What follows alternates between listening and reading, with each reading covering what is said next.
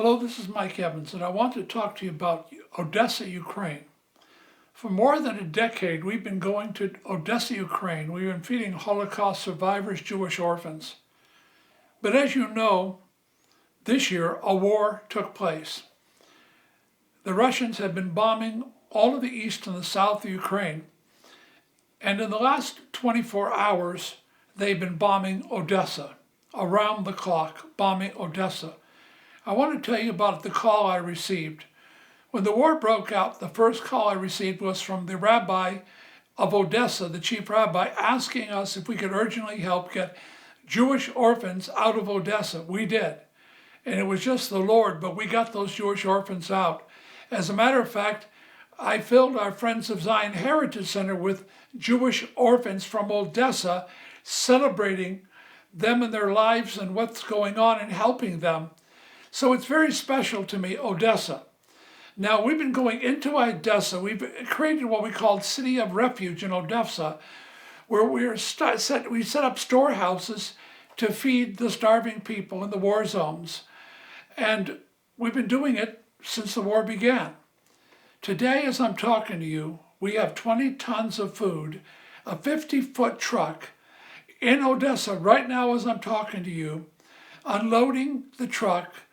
Ukrainians in shell shock that have been bombed, getting food, getting medical supplies, and getting our help.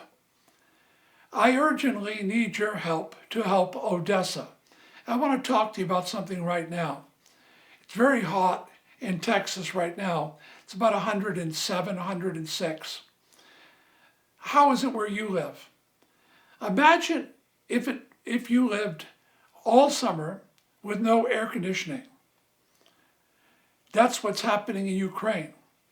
There's 6.5 million refugees, and the Russians have bombed the electrical grids. They have no electricity. They have no air conditioning.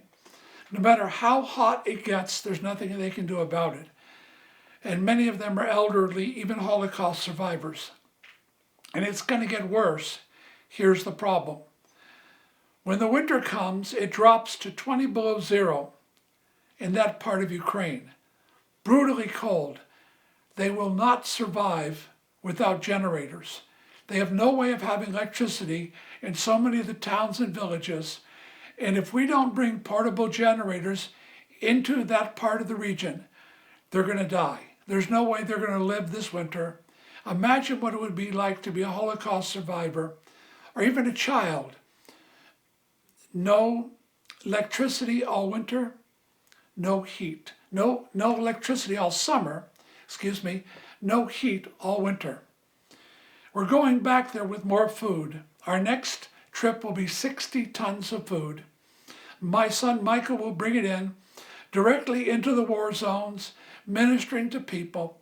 But we want to load the trucks also with generators, portable generators, desperately needed. I'm asking you to be as generous as you can. There's a red button you can push. Please push it, and help save someone's life. Help answer someone's prayer.